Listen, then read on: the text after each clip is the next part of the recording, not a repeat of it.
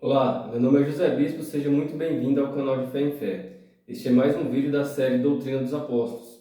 Ao final desse conteúdo, não esqueça de se inscrever, curta e compartilhe. No último vídeo nós falamos no capítulo 12 e 14 da carta do apóstolo Paulo à igreja de Corinto. Nós vamos falar um pouquinho, fazendo as últimas considerações sobre o assunto, no capítulo número 13, que diz assim: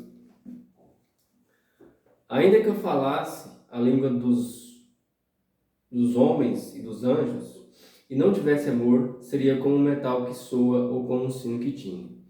E ainda que tivesse o dom de profecia e conhecesse todos os mistérios e todo o conhecimento, e ainda que tivesse toda a fé de maneira tal que transportasse as montanhas, e não tivesse amor, nada seria.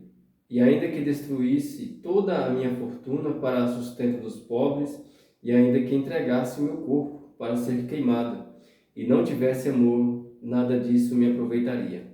O amor é sofredor, é benigno, o amor não é invejoso, o amor não trata com leviandade, não se ensoberbece, não se porta com indecência, não busca os seus interesses, não se irrita, não suspeita mal. O amor não folga com a injustiça, mas folga com a verdade. Tudo sofre, tudo crê, tudo espera, tudo suporta. O amor nunca falha, mas havendo profecias serão aniquiladas, havendo línguas cessarão, havendo conhecimento desaparecerá. Porque em parte conhecemos e em parte profetizamos, mas quando vier o que é perfeito, então o que é em parte será aniquilado. Quando eu era menino, falava como menino, sentia como menino, pensava como menino.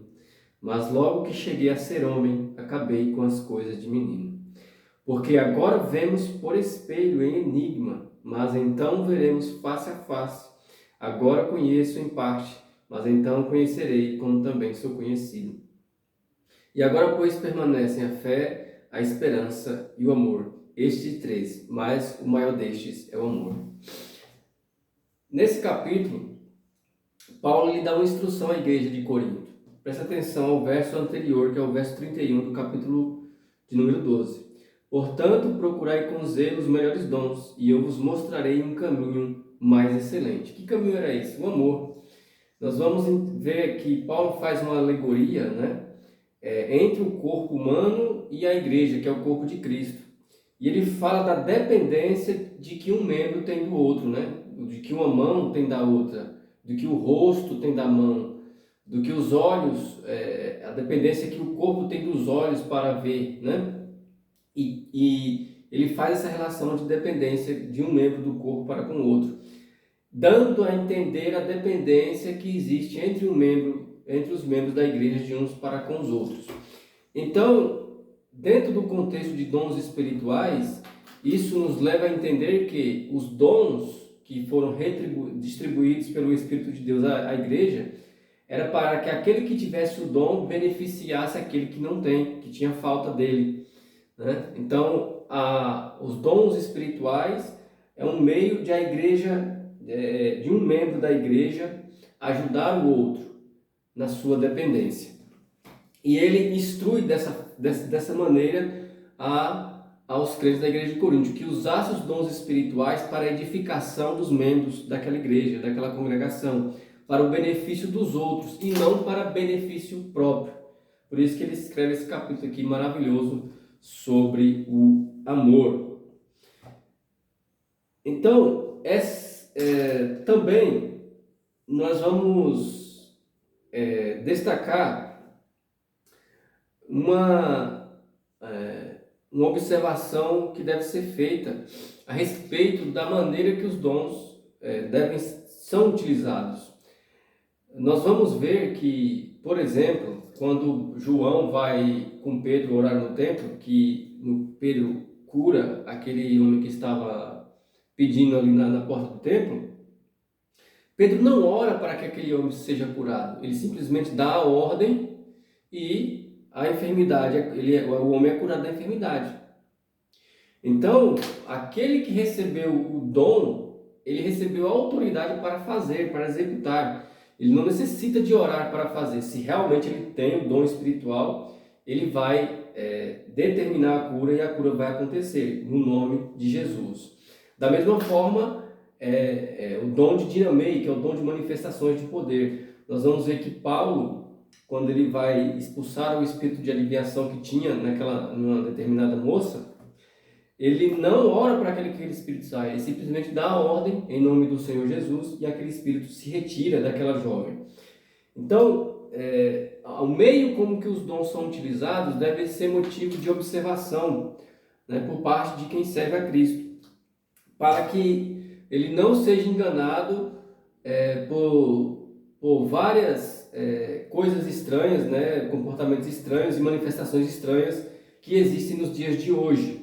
Então, muitas pessoas hoje que dizem ter dons espirituais, provavelmente elas não têm, porque a maneira com que elas atuam, com que elas fazem essas manifestações, não condiz com as Escrituras.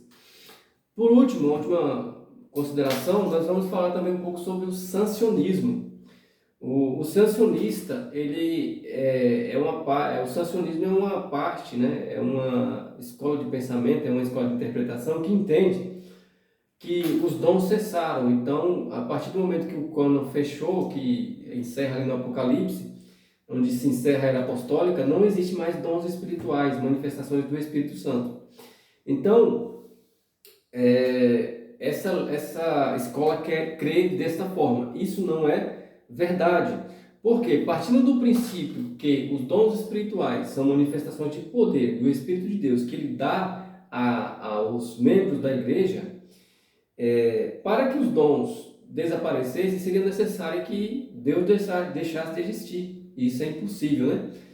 Então, os dons permanecem. O que nós podemos dizer é que é raro, né? Certamente é raro você encontrar uma pessoa que realmente recebeu dons espirituais, recebeu o dom do Espírito de Deus. Mas, né, nós podemos sim encontrar hoje pessoas que receberam dons de curar ou de profetizar, né? Existe claramente, evidente, né, os dons de conhecimento da palavra, ciência da palavra, senão seria impossível interpretar as Escrituras. Também faremos um breve comentário a respeito dos dons ministeriais.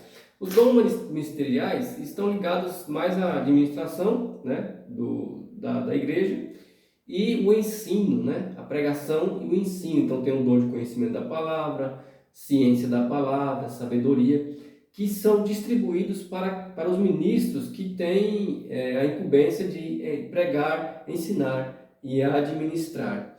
E fica claro, né, até pela importância desses dons, que os dons sim permanecem, né? Os dons permanecem, só que, como já foi dito, é raro, né? E isso muito por conta da questão da conduta, né? Da questão moral que se encontra as pessoas atualmente, né? Por último, nós vamos falar também a respeito, falamos sobre a questão dos dons ministeriais, né? E vamos encerrar falando sobre essa questão que Paulo fala aqui. Ele fala no verso 8 do capítulo 13.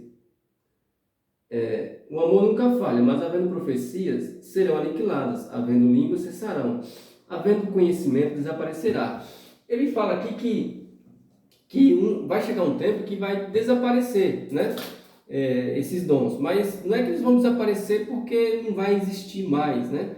Porque não vai ser mais necessário o uso, né? Porque, por exemplo, dentro do reino de Deus, né? Para que nós vamos necessitar de profeta, né? Dentro do reino de Deus, não vai ter mais a necessidade de profeta, de profecia, né? Então, os dons vão cessar porque não vai haver mais necessidade de uso, né? A obra já vai estar finalizada, então não vai ser mais necessário a questão de sabedoria da palavra, a ciência, a profecia, as línguas, porque nós já vamos alcançar aquilo que é perfeito, então já não vai haver mais necessidade ali de serem usados os dons espirituais. Até aqui, no próximo capítulo, no próximo vídeo, nós estaremos tratando da doutrina da ressurreição, que é o capítulo 15, que o apóstolo Paulo escreve à igreja de Corinto. Espero que você tenha gostado do conteúdo. Se você gostou, não esqueça de se inscrever, curta, compartilhe e vem para Cristo.